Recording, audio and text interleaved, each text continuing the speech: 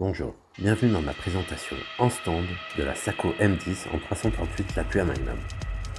Cette séquence est la suite de la présentation en atelier que j'ai fait durant le confinement.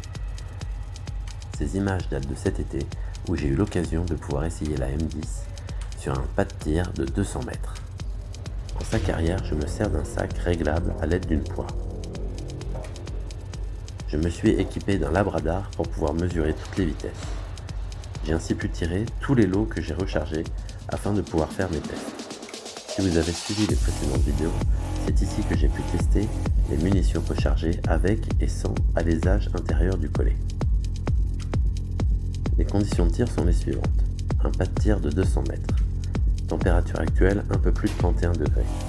35% d'humidité et 992 hectopascales. Je suis en position de tir assis, ce qui n'est pas forcément l'idéal pour gérer le recul de l'arme, surtout avec un calibre comme le 338. La culasse est incroyablement fluide. La détente est très légère et très nette. La Sako M10 est équipée d'un silencieux ASI Ultra SL7, d'un bipied pendulaire Fort Myers, d'une lunette Steiner M7XI et d'un montage pentable. Le recul est très vif, difficile à gérer en position assise.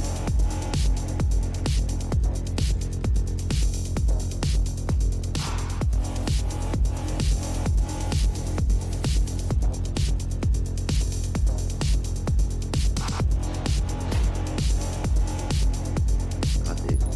Le bipied fait très bien son boulot.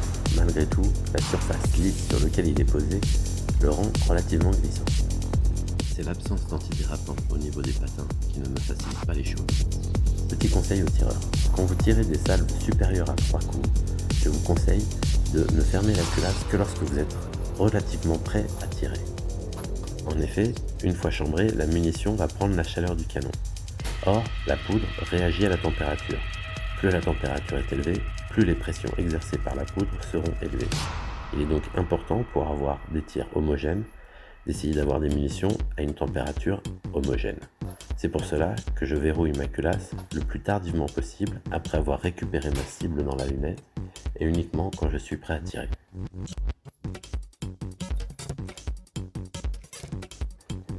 Il est très important de vérifier l'horizontalité de son arme.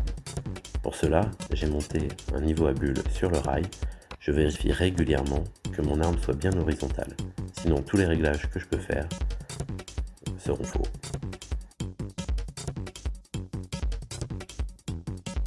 La lunette Steiner M7XI est incroyable de clarté.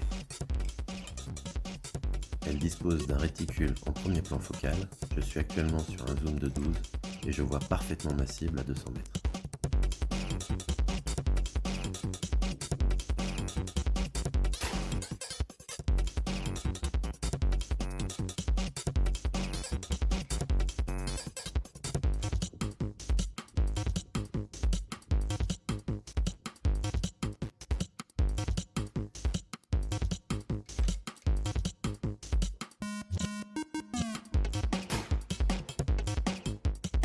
La difficulté que j'ai à ouvrir la culasse montre des signes de surpression.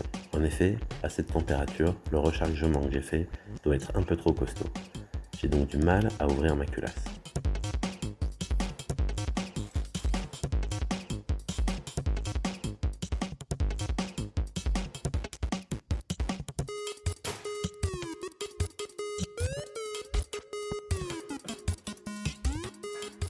Passons maintenant au résultat. Je vais donc vous présenter les meilleures salves que j'ai fait, d'abord avec une munition manufacturée, la Sako TRG en 300 grammes. Je ne vais pas commenter les résultats, je vous laisse les observer. Je vous présente maintenant mes résultats avec la munition rechargée sans alésage intérieur du collet. Et enfin, avec alésage intérieur du collet. On peut donc noter les gains à ou à ne pas aléser l'intérieur du collet. Voilà, c'est la fin de ma présentation. J'espère que celle-ci vous aura plu. D'autres arrivent vite. Je vous remercie pour vos commentaires et surtout, continuez à vous protéger.